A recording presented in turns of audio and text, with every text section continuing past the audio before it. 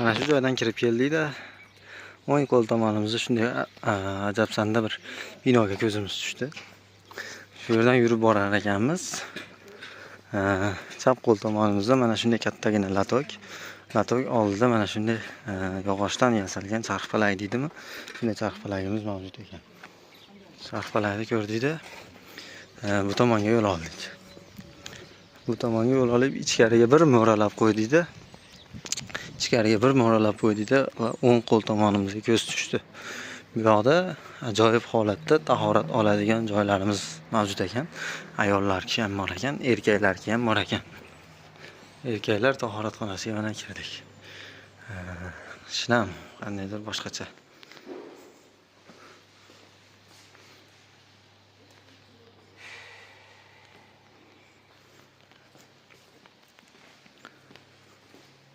Uzoqdan kelganlar mana qiynalmaslik uchun issiq suv, sovuq suvlari bor ekan.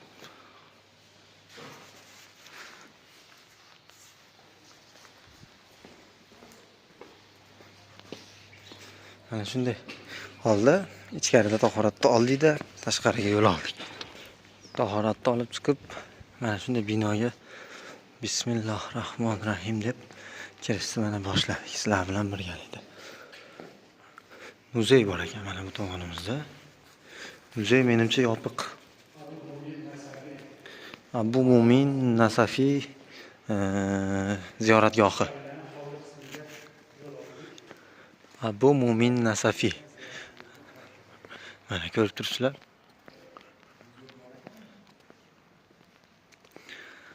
Mana bu yerda bir uzoqdan kelib yoshi kattalar uchun menimcha kurilkalar qo'yib qo'yibdi dam olishga.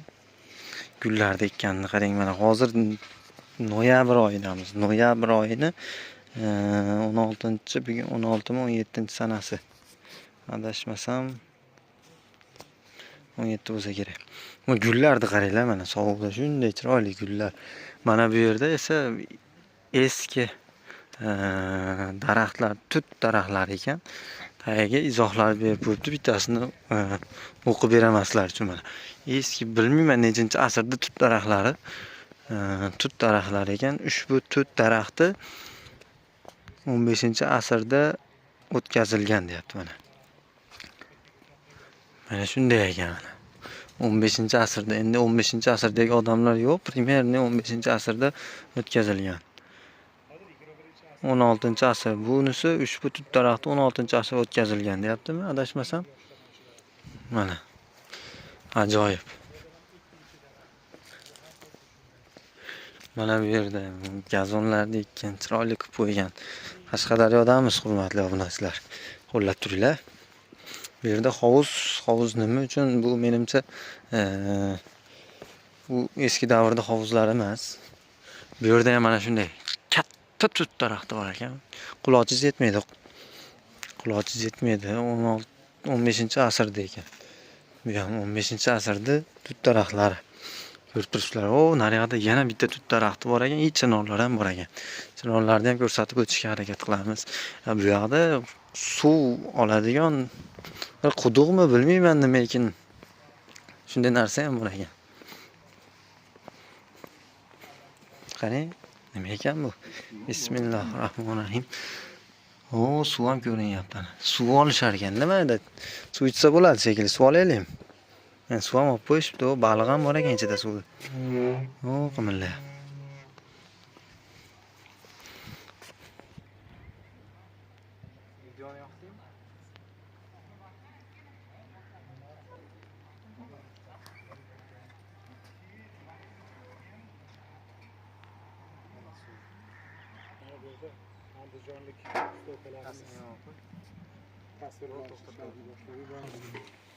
Mana ijodiy jamoamiz bilan mana suv olishga shoshildik mana. 20 metrlar bor chamam chuqurligi. Yo'q, bu suv bilan tushmasin, bo'lmasin, botmasmi? mana. Faqirimiz ketdi. Suvga tashlayotganim yo'q, aylantirib. Mana. Abdurahmon aka tushdimi? Yo'q, hali bor. Endi bordi. Tashavur. Ko'rinmay qoldi faqir. Ko'tarchi? Botdimi? Ko'rinmay qoldi, ko'tarchi og'ir ko'tarilyaptimi? Ha, botibdi. Bu o'zi botaverar ekan bu tashlasa. Ha shunaqa. Bosim borda yerga tortish. Yo'q. Chopida tashlash shart emas ekan, bu o'zi tortib chiqaverar ekan. Qizig'i juda ko'p. Quduqlarda suv qurib ketgan bo'lsa, lekin mana Mashinada suv bor ekan mana shu quduqda. buni ilohiyligi Bir ichib ko'ramiz bir. Ilingan joyini beryapti nima qilib qo'ying. o'zi ishlarmikan bu suv? Ichishyapti-kanu. So'raymiz deb turaman. Bo'ldi. Icha tushir. Bo'ldi. Matni kurushkalar qo'yib qo'yibdi, ichlar shekilli. Qani ichaylikchi, bir ta'mini totib ko'raylikchi.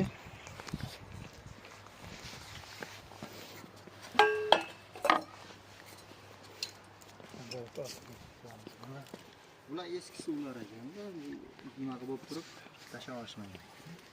Bismillahirrohmanirrohim. Qani kelinglar mana.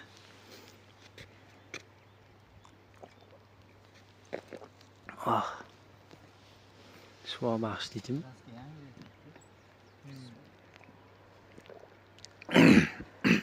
Sho'ro ekan, ha? Ichi ta'mi bor ekan suvda, lekin muqaddas ichdik. Zo'r.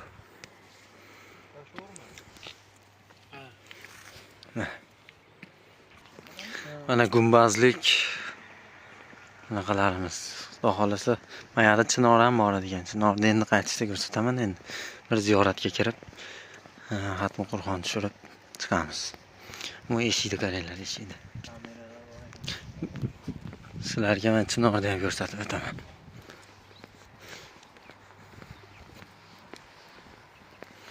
Mana gumbaz, kabutarlar. Chinor daraxtlari bor ekan. Bu yerda ushbu tut daraxti 11-asrda o'tkazilgan deyapti mana. Eng katta tut daraxti ekan mana shu. Tanalari ham chirib ketay debdi o'zi.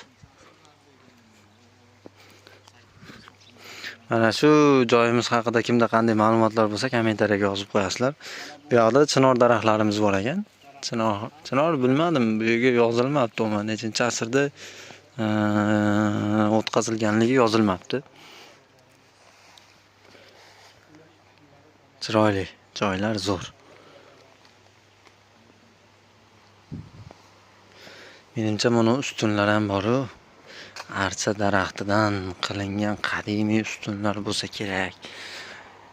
Nima deysizlar, ha?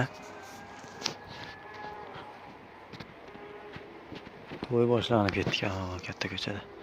Mayda kutubxona bor ekan mana. Kutubxona.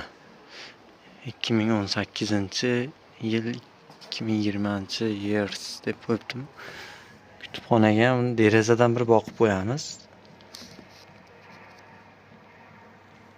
Chiroyli kutubxona ham zo'r. Menimcha mana shu Abu Nasafiymi? Shuni kutubxonasi bo'lsa kerak, shu haqidagi kitoblar bo'lsa kerak ichida.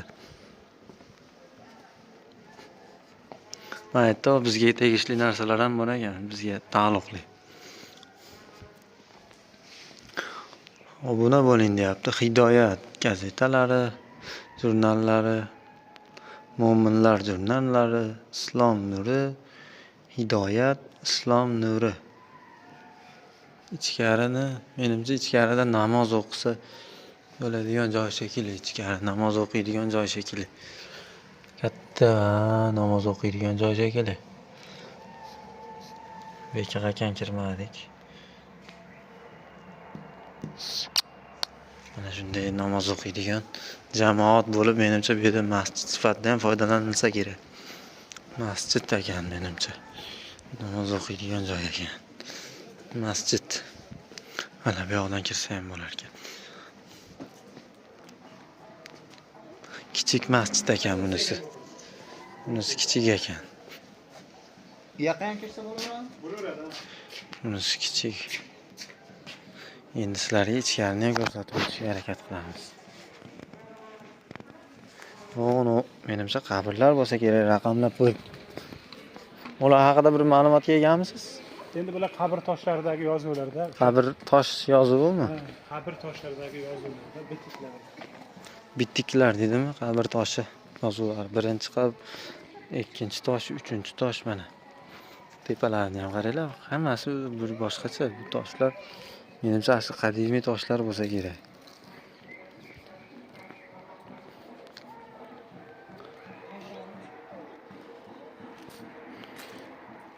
Hozir zamon rivojlangan, texnika rivojlangan.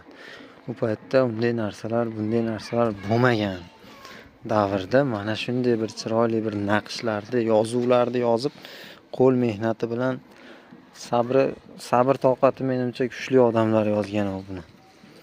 Ancha-muncha odam bunaqa darajada ilm ahillarnisa qarasi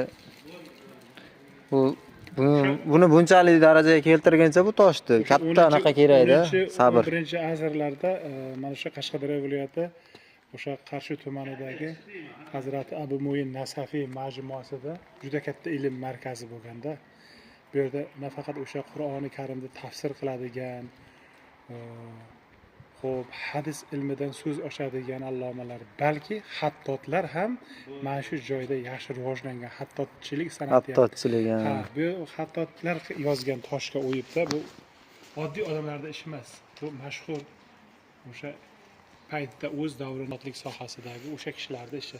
Mana hozirgi xattotlarimiz ham yozolmaydimi mana shunaqa toshga? Yozolmaydi. Hozir bu savolingizga javob bera olmayman. Yozolmaydi. Lekin o'sha paytda bu an'ana bo'lgan bo'lsa kerak. Toshlarga, ayniqsa qabr toshlariga, yodgorlik toshlariga va bunaqa bir san'at darajasida yozuvlarni tushirish bu har kimga emas. Ha, bu katta sabr kerak.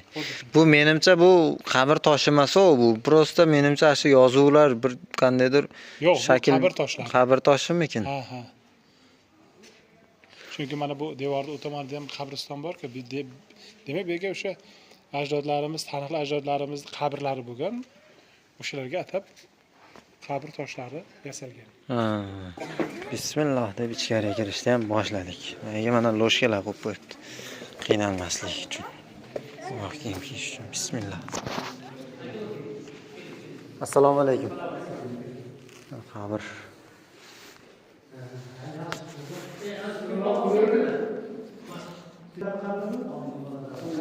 Allohu akbar. Yana qanday allomalarimiz qabr o'zlarimizda. Bu kishi asli o'sha Qarshidan Qashqadaryodan bo'lgan-a? Asli qo'shiq shart qilgan. Sho'rga ilmon, sho'rga ijod qilib, sho'rga Samarqand Buxoroga ijod qilib, yana qancha ijodlar. Bu kishini o'sha o'z davrida ham, hozir ham, bundan keyin ham mashhurligi, tanilligi nimada bo'lgan bu kishi?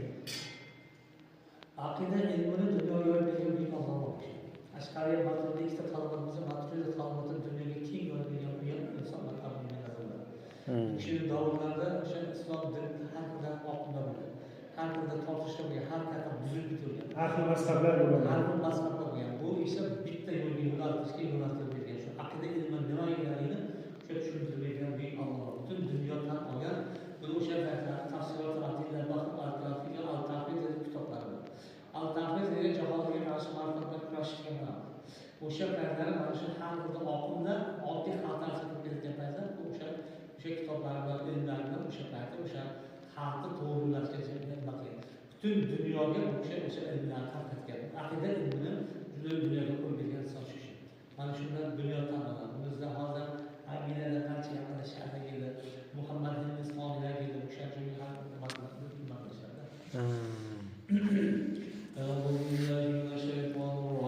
بسم الله الرحمن الرحيم وسلام عليهم أنذرتهم لكم منهم ما يؤمنون إنما تنذر من اتبع الذكر وخشي الرحمن بالغيب فبشره بمغفرة وأجر كريم إنا نخلق إليك وما قدم ثم كل شيء أحصيناه في إمام مبين سبحان ربك رب العزة عما يصفون وسلام على المرسلين والحمد لله رب العالمين.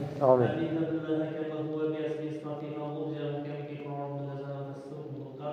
Allah Rabbimize verilen duaları okuyan dualar soğuk sabırlar, uzun yer zorluğuna kadar yaşlar.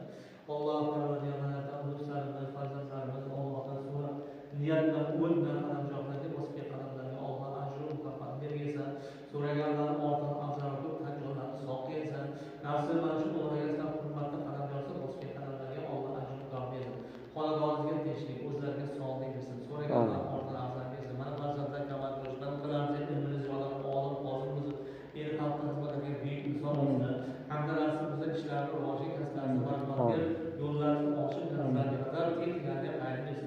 hamda o'tganlar shohlar rahmat bugungi ojizalar ibodatlar qabul hamda ehsos ramziy Allohu akbar, aytganingiz kelsin. Bu yer asl qabrimi yoki bir hoki ko'milgan? Asl qabri, ha? Ha. O'sha o'zi usta yigit. Santexnikmiz. Hammom qilamiz. Hammom, hojatxona, oshxona, shunaqa.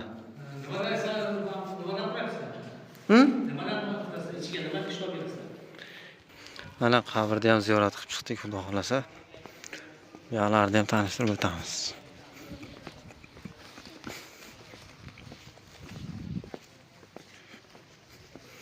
Bu yoqlarda menimcha shu tashqarida o'tirib bir xatmi Qur'on qiladigan joylar bo'lsa kerak.